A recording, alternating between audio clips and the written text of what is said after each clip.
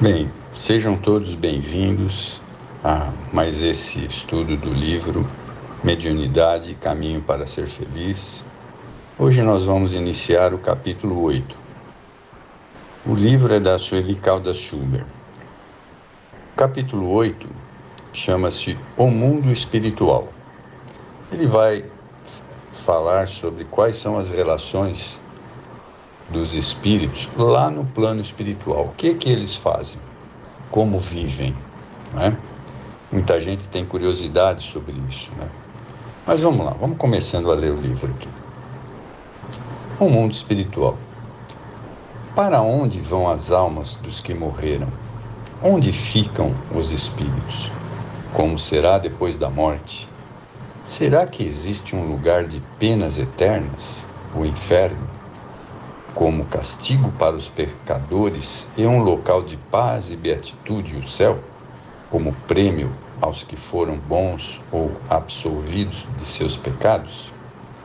Bom, essas coisas que a Sueli colocou é o que normalmente a gente aprende quando se é católico, né? Considerando que no nosso país quase todos éramos católicos, né? E aí, à medida em que vamos crescendo, alguns mudam de religião.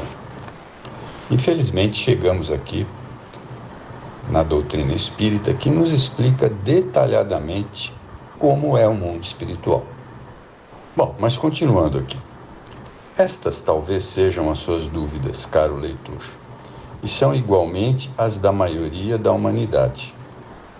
Mas o Espiritismo pode esclarecê-las com explicações lógicas, não inventadas por quem quer que seja, e sim transmitidas por um grande número de espíritos que vem se comunicando há mais de 2 séculos, através de diferentes médiuns em vários países, com informações semelhantes, o que evidencia o princípio da universalidade e concordância preconizado por Allan Kardec para caracterizar a veracidade das mensagens.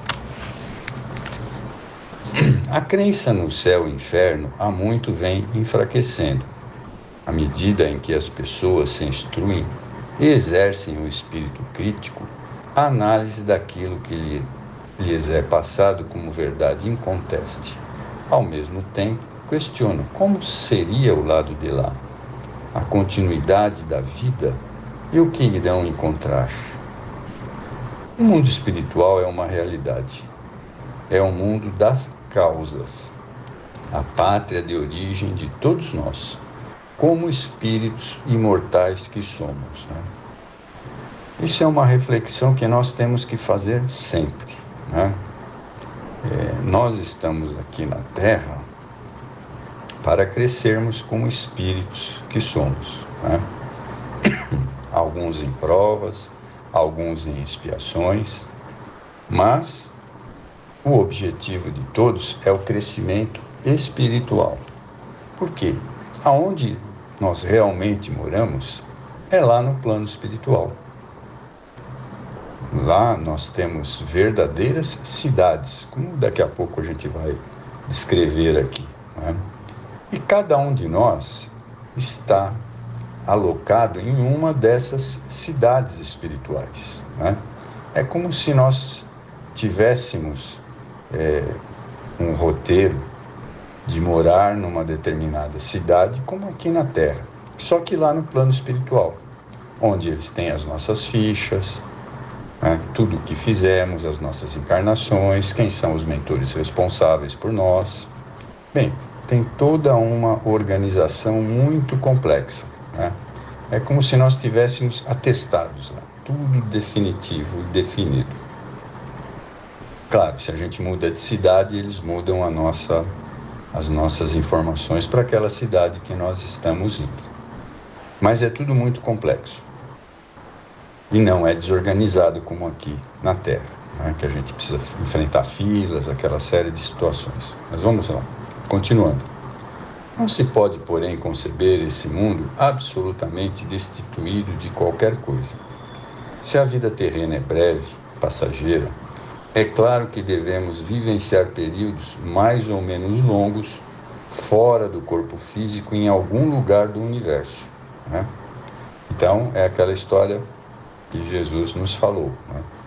Na casa do meu Pai existem muitas moradas. É preciso que nos recordemos que somos filhos de Deus e nos dizer da instrutora espiritual Joana de Ângeles, herdeiros do universo. Outro benfeitor espiritual, Manuel Filomeno de Miranda, no livro Temas da Vida e da Morte, amplia o nosso entendimento ao afirmar que, na casa do Pai, disse Jesus, há muitas moradas, não somente nos astros lumíferos que gravitam nos espaços siderais, mas também em torno deles, como estações intermediárias entre um e outros mundos, que pulsam nas galáxias, glorificando a criação. Então, vejam, a vida, ela existe em todo o universo, né? Não é uma aquisição só aqui do nosso planeta Terra, né? Seria muito egoísmo sermos somente nós vidas inteligentes, né? As galáxias são imensas, inumeráveis até para o nosso conhecimento. E, portanto, estamos na evolução junto com essas galáxias e junto com outros irmãos até mais evoluídos, como Jesus, né? Que fez todo o seu aperfeiçoamento em outras galáxias, por isso ele é o nosso mestre maior. Veio aqui para nos mostrar o caminho para chegarmos até Deus, que é o objetivo de todos. Que mais cedo ou mais tarde seremos espíritos superiores também. Mas ainda temos muito o que resolver. Precisamos aprender todas as questões para que nós possamos ser espíritos melhores. Mas vamos continuar aqui. Kardec apresenta em O Livro dos Médiuns um notável capítulo intitulado O Laboratório no Mundo Invisível, no qual estão inseridas interessantes explicações acerca deste mundo das causas, né? Então, lá nesse capítulo, que é o capítulo 8, ele fala do vestuário dos espíritos, a formação espontânea de certos objetos tangíveis, a modificação das propriedades da matéria, ação magnética curadora, né? Então, tem uma série de coisas que quem tiver curiosidade pode olhar o Livro dos Médiuns no capítulo 8. Tem bastante coisa ali. Mas, continuando, outras obras também tratam desse assunto, algumas no início do século XX, como, por exemplo, A Vida Além do Véu, que é da Federação Espírita Brasileira, ditado por vários espíritos, psicografada pelo reverendo Doyle Owen, inglês, e A Vida nos Mundos Invisíveis, editora Pensamento, psicografada por Anthony Borgia, cujo autor espiritual é o Monsenhor Robert Hugh Benson, filho do ex-arcebispo de Canterbury, né? Então, ela está colocando esses dados para vocês verificarem que não só os médiuns que nós conhecemos aqui, como Chico e Divaldo, falam sobre a vida lá no plano espiritual.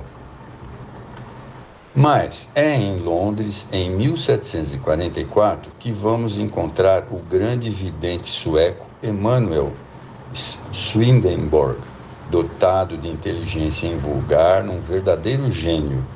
Ele era engenheiro de minas e uma autoridade em metalurgia, física, astronomia, autor de importantes trabalhos sobre as marés e sobre a determinação das latitudes, zoologia e anatomia. Então vejam que era um espírito bastante desenvolvido, né? Financista e político, suas ideias eram avançadas para o seu tempo. Além disso, era profundo estudioso da Bíblia, desde jovem, Sua mediunidade surgiu quando contava com 25 anos. A partir desta data até sua morte, esteve ele em contínuo contato com o mundo espiritual. Na mesma noite, diz ele, o mundo dos espíritos, do céu e do inferno, abriu-se convincentemente para mim. E aí encontrei muitas pessoas do meu conhecimento e de todas as condições. Desde então, diariamente, o Senhor abria os olhos do meu espírito para ver perfeitamente, desperto, o que se passava no outro mundo e para conversar em plena consciência com anjos e espíritos. Ele narrou em seus livros o que viu no mundo dos espíritos. Vejamos algumas das suas narrativas, tal como as registrou Conan Doyle, e que aqui sintetizamos. Um médico sueco constatou que o outro mundo, para onde vamos após a morte, consiste em várias esferas ou planos, expressando os graus de luminosidade e felicidade. Cada pessoa irá para aquela que se adapta à sua condição espiritual, né? Então, só para nós recordarmos, né? Nós temos, bem aqui próximo à crosta terrestre, nós temos aqueles postos de socorro, né? Que são as casas transitórias. Depois nós temos as colônias espirituais, como o nosso lar, e temos as grandes cidades espirituais, né? Então, como ele diz aqui, cada pessoa irá para aquela que se adapta à sua condição espiritual. Viu casas onde residiam famílias, templos, auditórios, museus, escolas, academias, bibliotecas. Ali são cultivadas a arte, a literatura, a ciência, a música e os esportes. Então vejam, é como se fosse aqui na Terra, só que um lugar muito mais evoluído, muito mais organizado, sem as condições difíceis aqui da Terra, né? Porque a Terra é simplesmente uma cópia muito ruim do plano espiritual. Havia anjos, ele continua, e demônios, mas não eram diferentes dos seres humanos.